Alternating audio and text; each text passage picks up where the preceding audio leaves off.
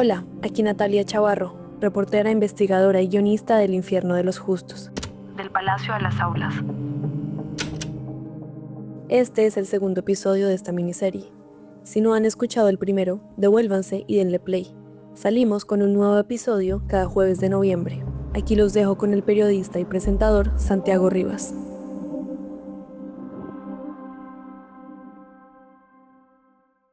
Para noviembre de 1985, Ximena Tapias del Port tenía una triple condición. Era estudiante de Derecho en la Universidad del Rosario, ocupaba el puesto de secretaria en la misma facultad y además era hija de un magistrado de la Corte Suprema de Justicia, Hernando Tapias Rocha. Su padre, su abuelo y sus tíos caminaron la senda de la profesión jurídica. Entonces creo que llevo el tema en la sangre y cuando uno lleva el tema en la sangre puede tener vocación o no. Yo tenía vocación. Antes del 6 de noviembre de 1985, el ambiente en la casa Tapias del Port era tenso.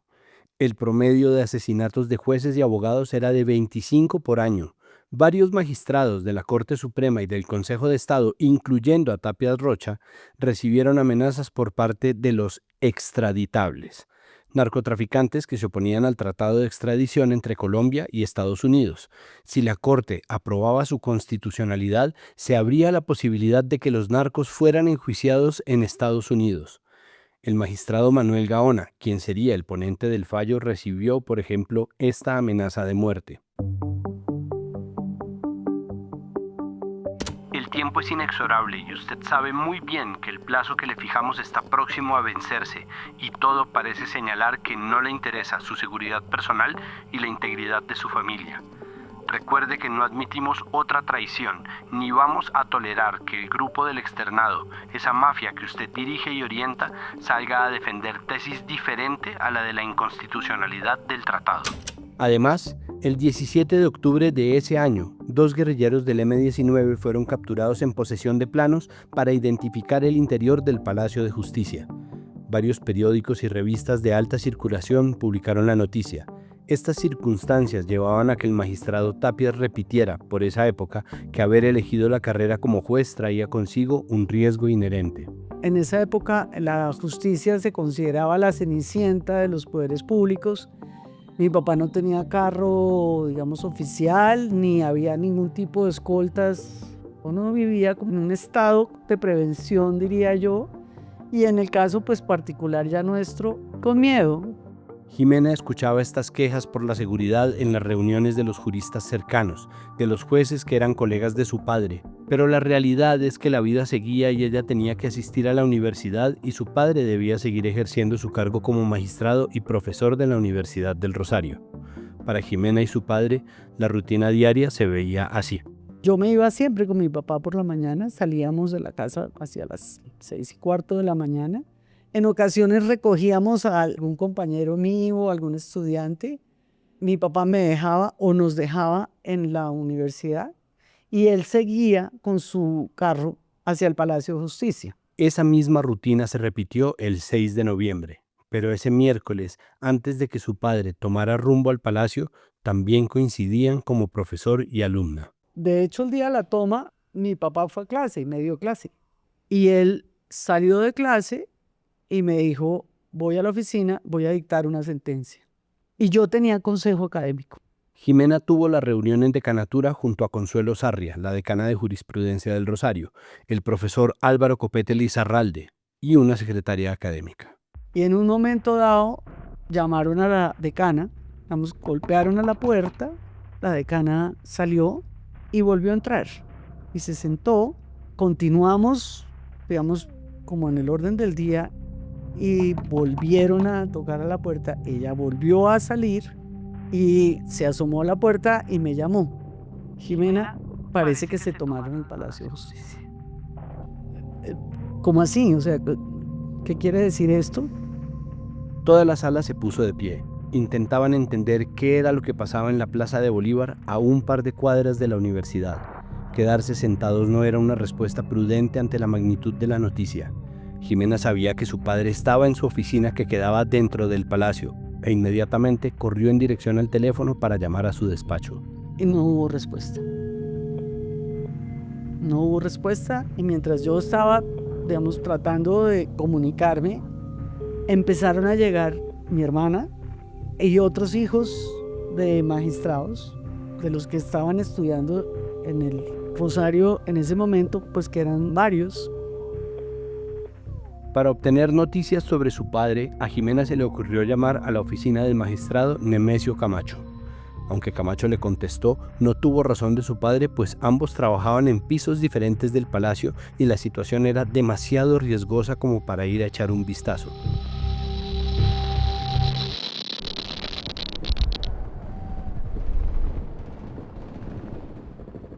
En medio de la desesperación y la incertidumbre, el primer impulso de Jimena fue dirigirse al palacio, pero la decana la detuvo. Los disparos se escuchaban cerca a la universidad, ubicada a unas cuantas cuadras, y el peligro era alto. Ante la situación, el consejo decidió evacuar la universidad. Y sí, cerramos las puertas de la universidad, evacuamos a los estudiantes, salimos de la universidad y me acuerdo que nos fuimos pegados por el muro de la universidad, pues hacia los carros, los parqueaderos, y salimos ya hacia el norte. Yo ya llegué a mi casa. Empezaron las horas más complejas. Jimena se dirigió a su casa e intentó, junto a su madre y a su hermana, buscar alguna noticia sobre su padre, alguna prueba de supervivencia, pero la comunicación con los funcionarios del gobierno fue imposible en esas primeras horas. Entre los hijos de los magistrados, que se conocían por ser casi todos estudiantes, empezaron a recabar información para ver si el uno le daba al otro algún indicio de lo que ocurría con sus familiares. Pero el panorama era desesperanzador. Antonio Irizarry, que estando dentro del palacio y puesto que estaba en el Consejo de Estado, cuyas oficinas estaban sobre la Plaza de Bolívar, cuando empezó el incendio, él logró salir. Y yo me acuerdo que llegó a la casa cubierto de hollín, llorando, y me decía: Hernando, no, de ahí no se salva nadie.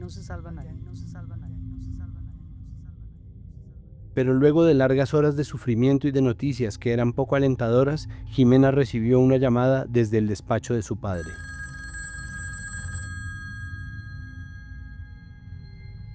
Él llamó a la casa. Lo que le pasó fue que él llegó a la corte, a su oficina, que me había dicho que iba a ir a dictar una sentencia, y desconectó los teléfonos para dictarle la sentencia a Amanda, su secretaria, que era taquígrafa. El magistrado Tapias estaba vivo. Durante varias horas se preguntó por qué los teléfonos de los magistrados se escuchaban timbrar a lo lejos excepto el suyo, hasta que recordó que él mismo lo había desconectado. Decidió quedarse acurrucado debajo de su escritorio en medio del fuego cruzado. Cuando recobró comunicación con su familia, les preguntó qué estaba sucediendo dentro del palacio, pues aunque había escuchado consignas del M-19, no se atrevía a salir de su despacho. Tampoco tenía acceso a los medios de comunicación. Escuchar la voz de su padre fue un motivo de alegría para la familia, pero el peligro seguía latente. Yo creo que hay momentos de la vida que son claroscuros. O sea, la emoción de oírlo vivo y la angustia de saber, porque oíamos el traqueteo atrás. Eso, claroscuro, está vivo. Dios mío, ¿saldrá o no saldrá? Entre las 5 y las 6 de la tarde, el palacio se levantó en violentas llamaradas por varias horas de la noche del 6 de noviembre. A partir del momento en el que se inicia el incendio, pues se corta completamente la comunicación. Esto, noche si antes fue terrible, de ahí para adelante fue peor, porque claro, lo que nos imaginábamos era, pues lo peor. ¿Qué es lo peor? Según el testimonio del magistrado Tapias, publicado en la revista 070 en 2012, durante esas horas su secretaria y él inhalaron tanto humo que debieron abandonar su oficina. Al bajar las escaleras se toparon con guerrilleros del M-19 que los tomaron como rehenes y los trasladaron a un baño que quedaba entre el tercer y el segundo piso del edificio. Junto a 30 civiles más y una decena de guerrilleros pasó una noche larga en la que hubo pocas horas sin balacera. A pesar de los gritos de súplica de los rehenes para que el ejército parara el combate y de los heridos, no hubo alto al fuego. Hacia medianoche recibimos una llamada de la viceministra de Comunicaciones de ese entonces, la ministra era Noemí Sanín, en la que pedía información sobre quiénes eran magistrados de la Corte. Con esto le quiero decir que no sabían ni siquiera quiénes eran magistrados de la Corte. Así pasó la noche, en la ignorancia, en la angustia, hasta que pues llegó supuestamente el fin. En la mañana del 7 de noviembre, según Tapias, cuando los militantes del M-19 estaban sitiados y sin municiones, el guerrillero Andrés Almarales ordenó que los magistrados se alinearan contra la pared para fusilarlos. Tapias recibió un disparo que le perforó un pulmón, pero no lo alcanzó a matar. Luego, como recuerda Tapias, Almarales dio la orden de que salieran las mujeres y los heridos que habían sobrevivido al fusilamiento.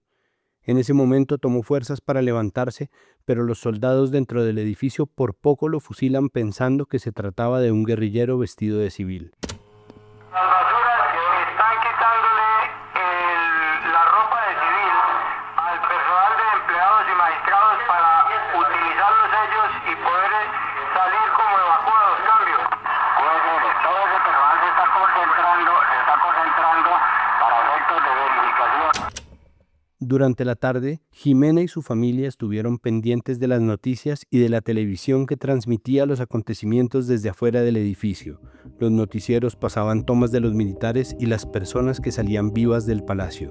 Yo recuerdo que en ese momento también hubo como unas tomas y en un momento dado en una de las tomas alcanzamos a ver a mi papá saliendo con las manos como estira y cayó en una camilla. Tenía aún puestas la corbata y la camisa.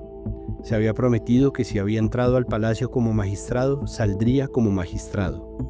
En los noticieros, los periodistas anunciaron que la situación estaba bajo control y después de las 2 de la tarde, cuando concluyó la retoma del palacio, los militares fueron despedidos por la carrera séptima en un desfile de aplausos.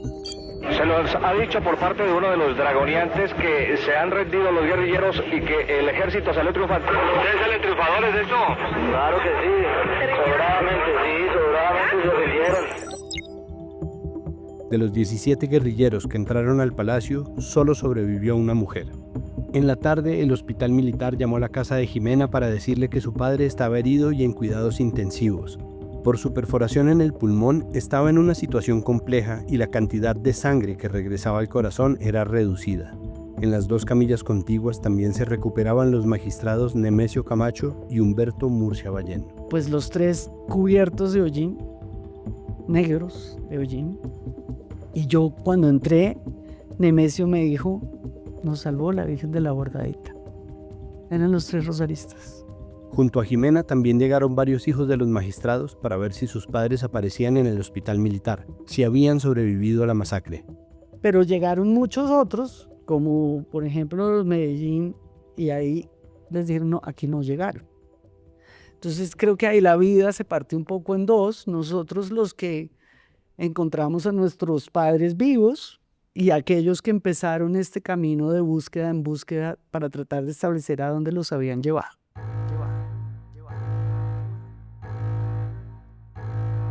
Los hijos de los magistrados Fabio Calderón Botero y Carlos Medellín, por ejemplo, no corrieron con la misma suerte que Jimena.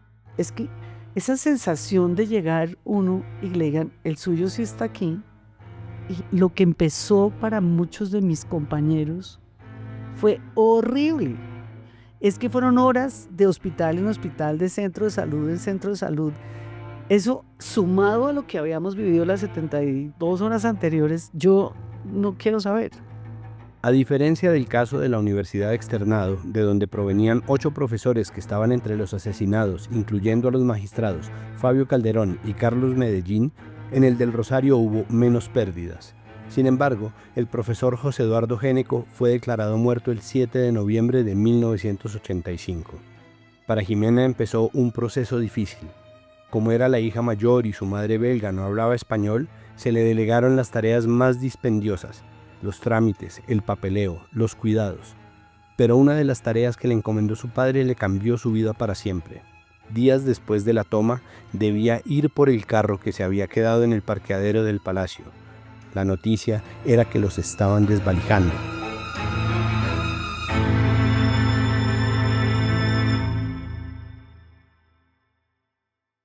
Entonces entré inicialmente al parqueadero. Entonces el carro estaba sin vidrios, total de este color negro. Yo no tenía la llave y entonces yo dije, yo no tengo llave para mover el carro, no tengo cómo prenderlo, pero en la oficina de mi papá hay llaves. No puedo subir, sí puede subir. Finalmente subí. Subí por las escaleras. Qué pena. Y vi el palacio, lo que quedaba. Vi militares barriendo el piso. Y ya cadáveres calcinados. Subí, vi el baño. Llegué, digamos, hasta lo que era la oficina de mi papá. Esto era el infierno de Dante. Yo el recuerdo que tengo es eso, es como, pues, el infierno. Así se imaginó uno el infierno.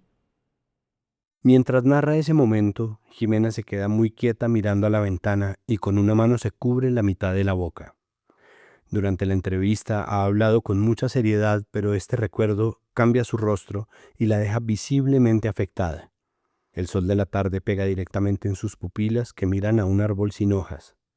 Después de guardar unos segundos de silencio, seguimos con las preguntas de la entrevista. Ella pide un esfero y una hoja. Pinta el contorno del palacio que conoció y sus paredes interiores. Ilustra allí las distintas formas en las que ella hubiera salvado a los rehenes. Me muestra el lugar donde explotaron las bombas y de repente recuerda otro detalle. Aquí no había ninguna ventana que diera contra ese vacío. Era muy caliente. Mi papá, por ejemplo, tenía un ventilador. Cuando yo fui a buscar la tal llave, hay dos cosas que me acordaré siempre. Uno, el esqueleto del ventilador. O sea, todo era cenizas negro. Claro, ya no había escritores ni nada, todo en el piso, pero estaba el esqueleto de un ventilador.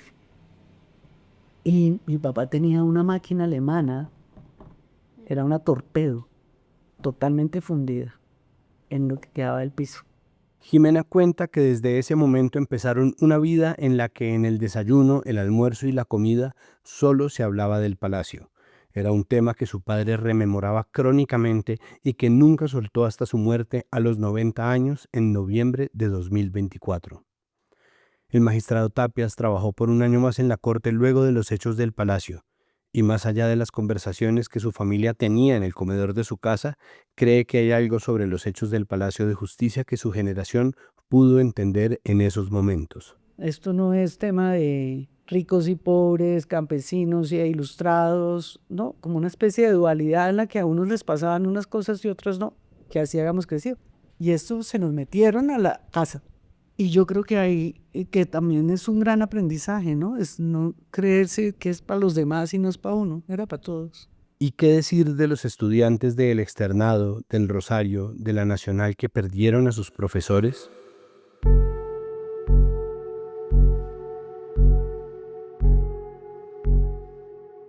Es que si a usted le matan sus profesores y de alguna manera los ideales por los que usted consagra su vida, esa gente era muy impresionante. Esa generación. Muchos de los estudiantes y profesores coinciden con esa apreciación. Quienes estudiaban en esa época hablan de forma casi reverencial sobre sus profesores, con cuyos textos estudiaron la carrera. También evocan imágenes ilustrativas de su respeto. En la clase de Chandía no se movía una mosca.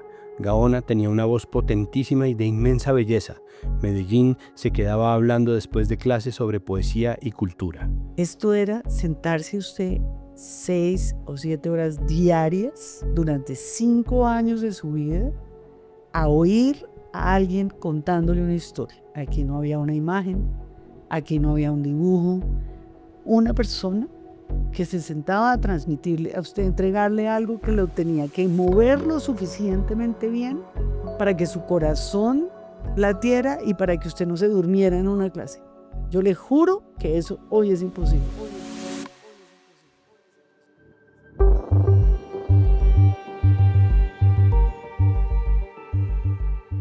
En el aniversario 40 de la masacre del Palacio de Justicia presentamos El infierno de los justos, del palacio a las aulas.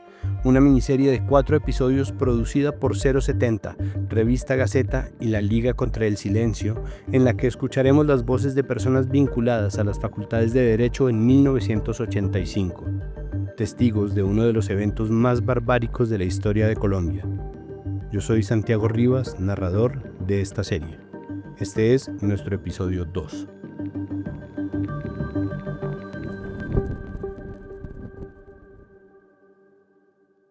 El 7 de noviembre, las clases se suspendieron para 10.000 estudiantes de colegios y universidades del centro de Bogotá por cierre de vías y prevenciones de seguridad. A pesar de esto, varios estudiantes y profesores del externado hicieron acto de presencia. No habían vuelto a tener noticia de los magistrados docentes de la Facultad de Derecho y la noche anterior habían visto por televisión cómo el palacio ardía en llamas. Además, en la mañana del 7 de noviembre continuaron los bombardeos del ejército. Durante el día, varios profesores se reunieron de nuevo en la casa externadista para escuchar noticias. En la tarde, la radio reportó que el operativo del ejército había finalizado. El abogado y columnista Ramiro Bejarano, quien era profesor del externado en ese entonces, recuerda ese momento. Y entonces a las 2:30 o 3 empieza esa confusión de que salieron y que ya se terminó esto y que se recuperó el Palacio de Justicia, y entonces mucha gente se empezaron a decir que los militares han salvado al país, la democracia. Un sector del país consideraba que la retoma del palacio había sido un mal necesario para recuperar la institucionalidad. En un recorte de periódico conservado en la oficina de archivo del externado, se retratan las discusiones de estudiantes de varias universidades reunidos en asamblea en las instalaciones de la universidad el día de la toma. Los de la Gran Colombia defendían la idea de que a la guerrilla tocaba acabarla a punta de bala, mientras que los estudiantes del externado rogaban por el alto al fuego del ejército. Había, en todo caso, un rechazo unánime a la acción guerrillera. Un estudiante del externado entrevistado en esa asamblea decía que el M-19 había perdido sus bases ideológicas y que por eso se sometía a actos suicidas como la toma del palacio. El balance del operativo no fue alentador. General, para informarle, de acuerdo a los magistrados que ya salieron, informa que el doctor Reyes Echeandía, presidente de la Corte, fue muerto por los guerrilleros. Siga. Entonces, hacia el caer de la tarde ya empezamos a ver o a darnos cuenta de que realmente los magistrados los habían matado. El presidente de la Corte que sucedió al doctor Reyes Echeandía dijo una frase muy hermosa, es que la rama del poder público, la más seca, es la rama judicial. Por eso ardió el día de la toma del Palacio de Justicia. Es una frase hermosísima porque es que a los magistrados los dejaron solos. Al enterarse de las muertes de sus profesores, los estudiantes del externado y otras universidades se sobrecogieron por el dolor y pidieron hablar con algún profesor encargado en la universidad. La profesora Emilsen González, a quien escuchamos en el primer episodio de esta serie, Ramiro Bejarano y un profesor más bajaron a su encuentro. Aquí de nuevo, Emilsen. Yo iba muy nerviosa, no sabía qué decir, no sabía con qué me iba a encontrar. Y de pronto había unos estudiantes como con una reacción más áspera, digamos. Jorge Iván Cuervo, entonces estudiante de Derecho en el externado y hoy profesor y columnista, recuerda ese momento. Nos organizamos más bien para bajar en manifestación al Palacio de Justicia. Y recuerdo que varios profesores nos lo impidieron diciendo que eso ponía en riesgo nuestras vidas. Pienso que, por ejemplo, haber dejado que los estudiantes bajaran, eso sí no está dentro de lo que pienso que podríamos revisar. Y no digo que no dejamos, fue porque pusimos alguna valla, ¿no? Sino conversar con ellos, porque con esa plaza tan militarizada y todo, bueno, sentía miedo en ese sentido. Los profesores estaban determinados a que sus estudiantes no bajaran al palacio. Suficiente habían tenido con que sus colegas hubieran muerto dentro del edificio como para arriesgar la vida de los estudiantes. Por eso emplearon técnicas para impedir que se manifestaran en la Plaza de Bolívar. Me acuerdo que uno dijo, yo les prometo que si ustedes no van, el día 1, el primer lunes, yo estoy poniendo una demanda de responsabilidad civil en el que el externado y la comunidad del externadista se considera víctima. Y entonces nosotros dijimos, muy bueno, porque lo decía un profesor prestigioso. Pues eso nunca se materializó, pero era, digamos, un poco la forma desesperada de que nosotros no fuéramos bajando por la 12 hasta la Plaza de Bolívar, que son 5 cuadras.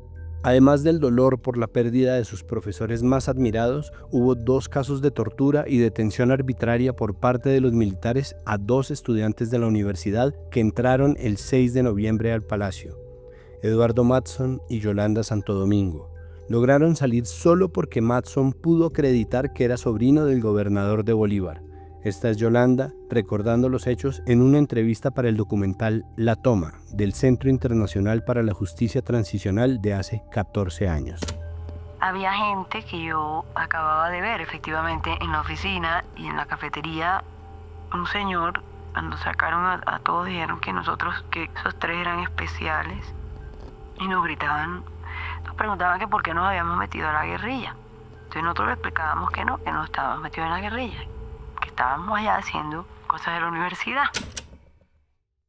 Y si bien no eran compañeros míos, estaban un poco más adelante, pues uno sí sabía quiénes eran, ¿sí? Y eso causó también mucho impacto de que no solo profesores, sino estudiantes que estaban allá, estaban con riesgo de morir, de ser capturados arbitrariamente. Aunque la mayoría de estudiantes en la asamblea eran del externado, hubo otros, sobre todo de la Nacional y de los Andes, que se unieron a las jornadas de indignación. Catalina Botero, por ejemplo, hoy una reconocida abogada defensora de los derechos humanos, fue una de las estudiantes de los Andes que, movida por una sensación de desolación y tristeza, acompañó por varios días a los compañeros de la universidad vecina. El 8 de noviembre yo llegué a la universidad y no había nada. Y entonces me fui literalmente corriendo por la circunvalar de los Andes al externado y me metí al externado a participar de los movimientos del externado. Catalina Botero, por ejemplo, hoy una reconocida abogada defensora de los derechos humanos, fue una de las estudiantes de los Andes que, movida por una sensación de desolación y tristeza, acompañó por varios días a los compañeros de la universidad vecina. Los del externado eran más participativos y numerosos que los uniandinos, y a Catalina le interesaba estar presente en un momento de tanta conmoción política y social. Era una estudiante activa en los Andes. En sus años de estudiante fundó SEMAMO, un movimiento en contra de la apertura de procesos disciplinarios que se saltaban el debido proceso, y lo hizo cuando el movimiento estudiantil estaba prohibido en la universidad. En la Nacional y el externado, sin embargo, la pluralidad de grupos estudiantiles y militantes de causas políticas y de algunas guerrillas de izquierda era mayor. Aquí de nuevo, Emilsen González. Sí tuvimos estudiantes que de pronto no sabíamos, eran aquí estudiantes brillantes y pues aparecieron como miembros del M19.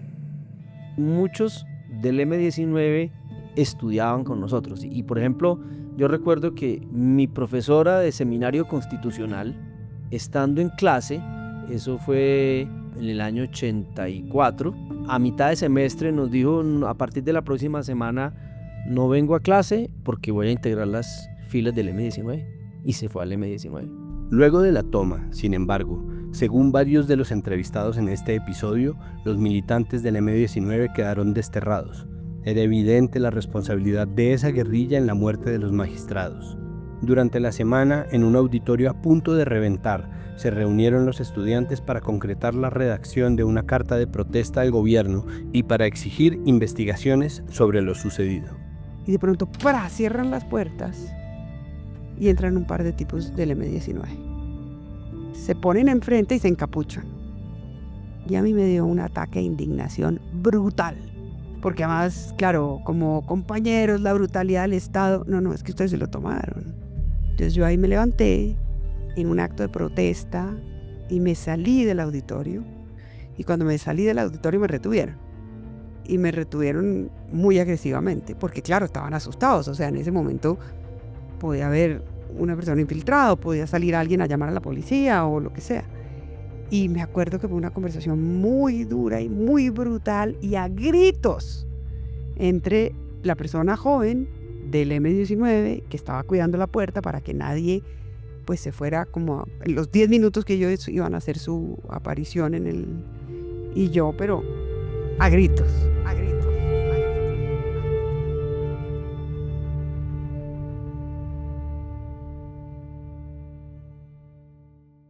A Catalina le molestó que los militantes del M se atrevieran a intentar cooptar el movimiento estudiantil. Consideraba que no tenían razones para indignarse porque también habían sido parte de esa barbarie. Y condenaba aún más la acción del ejército, que no salvaguardó la vida de los rehenes ni dio espacio para ningún tipo de negociación. Y la del ejército es mucho peor, simplemente por una razón, porque uno le paga al ejército para que cuide los derechos humanos. La guerrilla es una gente que está del otro lado, a la que hay que perseguir, juzgar, capturar, condenar. Y están cometiendo delitos, políticos o no. En algunos casos son delitos políticos, en otros casos en realidad son delitos comunes, pero hay que perseguirlos. Es que al ejército nadie lo persigue. El ejército se supone que está para defender derechos humanos y lo que pasó ahí pues no fue exactamente un acto de defensa de derechos humanos. En un comunicado publicado por los estudiantes en esos días se leía: habiéndose declarado el presidente de la República responsable de la dirección y manejo de la situación, pedimos, en consecuencia, que sea declarado responsable de cada una de las muertes que la masacre ocurrida en el Palacio de Justicia.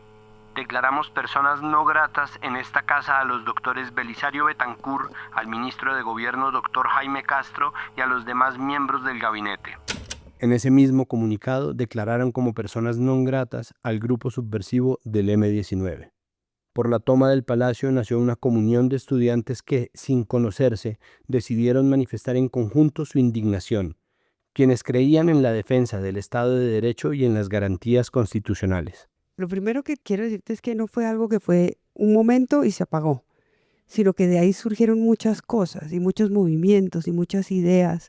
De hecho, mis grandes amigos en la vida han sido las personas que yo he conocido en esos momentos. Por ejemplo, ese periódico estudiantil 6 y 7, que debía su nombre al 6 y 7 de noviembre, días de la toma y retoma.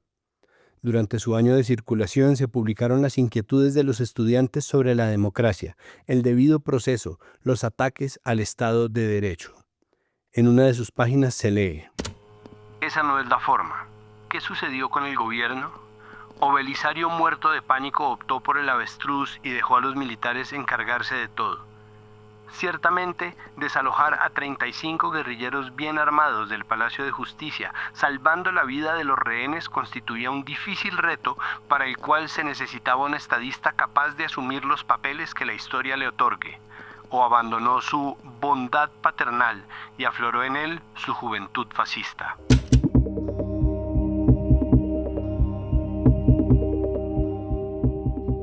Catalina no volvió a clase durante el resto de noviembre. Sus profesores, que ya conocían su talante de activista, fueron flexibles con la presentación de los exámenes. Cuando fue decana de la Facultad de Derecho de los Andes, de 2016 a 2020, siguió movilizando esa misma idea de que la universidad también estaba fuera de los salones de clase. Como que hay cosas más importantes que otras. Y hay momentos en los cuales es más importante hacer parte de un proceso de reacción contra un acto profundamente injusto y bárbaro, como lo que pasó en el Palacio de Justicia, que sacar 5 en una materia. Para otros estudiantes que vivieron ese suceso desde las aulas, aunque no estuvieron presentes en los momentos más álgidos de la protesta, los hechos del palacio los hicieron de igual forma cuestionarse sobre un país que mataba a sus jueces y sobre el lugar que tenía el derecho en medio de esta barbarie. Jorge Bustillo, hoy abogado de derecho privado, recuerda sus cuestionamientos como estudiante. El irrespeto absoluto de los militares por la integridad de la corte, por la integridad de sus magistrados, me hizo sentir que realmente era un país sin ningún respeto por el derecho y sin ningún respeto por nada que tenga que ver con el derecho. Entonces ahí había una decisión para decir, bueno, ¿y cuál es el ramo del derecho que sí se practica? Porque que es el de los derechos humanos, no existe. Para Jorge, el choque que sintió tras los acontecimientos del palacio fue tan fuerte que le resultaba fácil sentir el impulso de apartarse de la carrera, de cuestionar su decisión de haber elegido el derecho, incluso al punto de pensar en renunciar a los estudios. O sea, claro que todos los días nos decimos, somos simples aves de paso, pero un joven que ve morir en su oficina a sus magistrados o que ve cómo le dispararon a magistrados a quemarropa las fuerzas del Estado, pues eso es devastador, eso es muy doloroso. Es decir, casi que no te repones para decir voy a enfrentarlo otra vez. Era un estado de derrota y sinsentido, y el trauma de lo vivido en esas horas angustiantes irrumpía en la vida de los sobrevivientes y quienes los rodeaban. Jorge era estudiante del magistrado Humberto Murcia Ballén, quien sobrevivió a la masacre y recuerda que un día en plena clase, él es un profesor al que le faltaba una pierna desde antes de la toma, y ponle que se le cayó a alguien un cuaderno y el golpe del cuaderno en el piso hizo el estallido y él automáticamente cayó al piso y hizo casi que un ataque de epilepsia del trauma tan severo por el ruido y se agarraba la cabeza y haz de cuenta un niño chiquito tirado en el piso sin una pierna llorando porque se cayó un cuaderno. Fue un final de año doloroso, cercano a la fecha de exámenes finales. Jorge estudiaba frecuentemente en la casa de un compañero cercana a la Plaza de Bolívar. De camino, debía pasar cerca al palacio. Todo el palacio olía a carne quemada. Tú pasabas por la Plaza de Bolívar y eso hedía a carne quemada.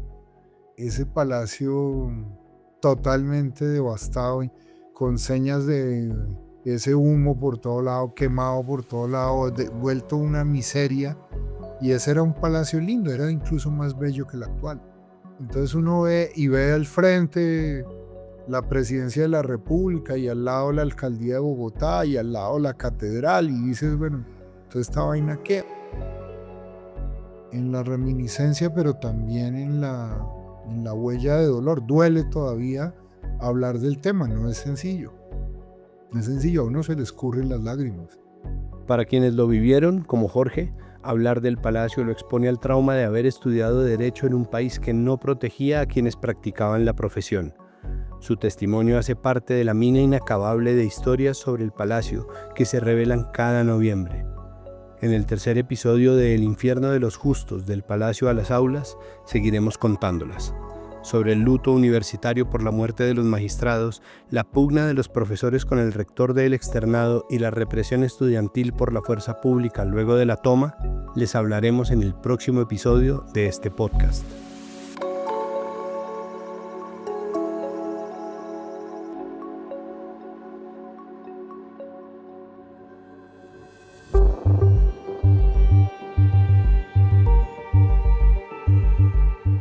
El infierno de los justos es una producción de 070 Podcast, Revista Gaceta y la Liga contra el Silencio. La investigación, las entrevistas y la escritura del guión fueron realizadas por mí, Natalia Chavarro. Adelaida Villegas fue asistente de material de archivo. El diseño de sonido es de Giancarlo Vega. La edición del guión estuvo a cargo de Santiago Narváez y Natalia Guerrero de 070. Natalia Ospina y Janet Valdivieso de la Liga contra el Silencio y Daniel Montoya de Revista Gaceta. El diseño de la serie lo hizo Isabela Londoño. La pieza museográfica montada con archivos de esta reportería la pueden encontrar en la colección permanente del Museo de la Independencia, Casa del Florero, a partir del 6 de noviembre. Su montaje estuvo a cargo de David de Salvador y Natalia Ospina. Hasta la próxima.